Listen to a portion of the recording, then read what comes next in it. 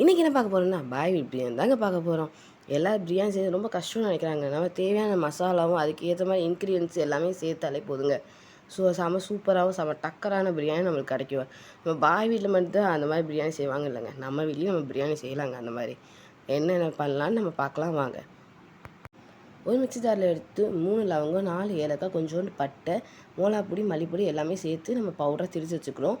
ரொம்ப போட்டால் கசக்கும், ஒரு தேவையான அளவு மட்டும் போட்டால் போதும். நம்ம அப்பப்போ இந்த பொடி திரித்து வச்சா நல்லா ஃப்ரெஷ்ஷாகவும் வாசமாகவும் இருக்கும், பிரியாணி நல்லா டேஸ்ட்டாக இருக்கும். ஒரு சட்டியில் எண்ணெய், பட்டை லவங்கம் ஏலக்காய் பிரிஞ்சல் எல்லாம் சேர்த்துட்டு நான் 2 பெரிய வெங்காயம் எடுத்துருக்கேன். அதையும் நல்லா ஸ்லைஸாக சேர்த்துட்டு கூடவே கொஞ்சம் ஒரு பச்சை மிளகா சேர்த்துருக்கேன். நீங்கள் வந்து காரத்துக்கு ஏற்ற மாதிரி சேர்த்துக்கோங்க. நான் குழந்தைங்கெல்லாம் சாப்பிட்ணுன்னு கம்மியாக பச்சை மிளகா சேர்த்துருக்கேன். அதுக்கப்புறம் நல்லா ப்ரௌன் கலரில் வந்ததுக்கப்புறம் கொஞ்சோண்டு மிளகா பொடி இஞ்சி போட்டு பேஸ்ட்டு போட்டு நல்லா எண்ணெய் பிரிஞ்சு வந்ததுக்கப்புறம் கொஞ்சமாக தயிர் சேர்த்துக்கேன். நான் அதுக்கப்புறம் சிக்கன்லேயும் மேரினேட் பண்ணியிருக்கேன் கொஞ்சம் தயிர் ஊற்றி, அதனால் கம்மியான தயிர் சேர்த்துக்கேன் இதில். அதுக்கப்புறம் நம்ம திரித்து வச்ச பொடியும் நம்ம சேர்த்துக்கலாம். இதில் ஒரு 3 தக்காளி, அப்புறம் ஒரு கொஞ்சோண்டு புதினா, கொஞ்சோண்டு மல்லி எல்லாமே சேர்த்து நல்ல தக்காளி மேஷ் ஆகிற வரைக்கும் நல்லா வதக்கிக்கிறோம்.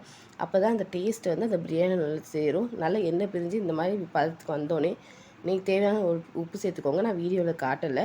அப்புறம் சிக்கனை வந்து கொஞ்சோண்டு உப்பு மஞ்சள் மிளகாப்பொடி தயிர் எல்லாம் சேர்த்து மேரினேட் பண்ணி வச்சுருக்கேன். ஏன்னா சிக்கன் வந்து சாஃப்டாக இருக்குன்றதுக்காக நல்லா இது இப்போ சாட்டே பண்ணிக்கிட்டு அது ஒரு அரை பதம் வெந்தோடனே கூடவே நான் 6 டம்ளர் தண்ணி சேர்த்துருக்கேன். நான் இன்றைக்கி 3 டம்ளர் அரிசி எடுத்திருக்கேன். அதுக்காக நல்லா கொதி வந்தோடனே நம்ம கழுவி வச்சுருக்க அரிசியை சேர்த்துக்கிறோம். சேர்த்துட்டு அது நல்லா மேலே அரிசி பிரிஞ்சு நல்லா வெந்து மேலே வந்தோடனே நம்ம ஒரு தோசைக்கல்லில் சூடு பண்ணி அதில் வந்து நம்ம தம் போட்டு நான் ஒரு மீடியம் ஃப்ளேமில் 10 நிமிஷம் வச்சுருக்கேன். நீங்கள் 10 நிமிஷம் இல்லை 1/4 மணி நேரம் கூட வச்சுக்கலாம்.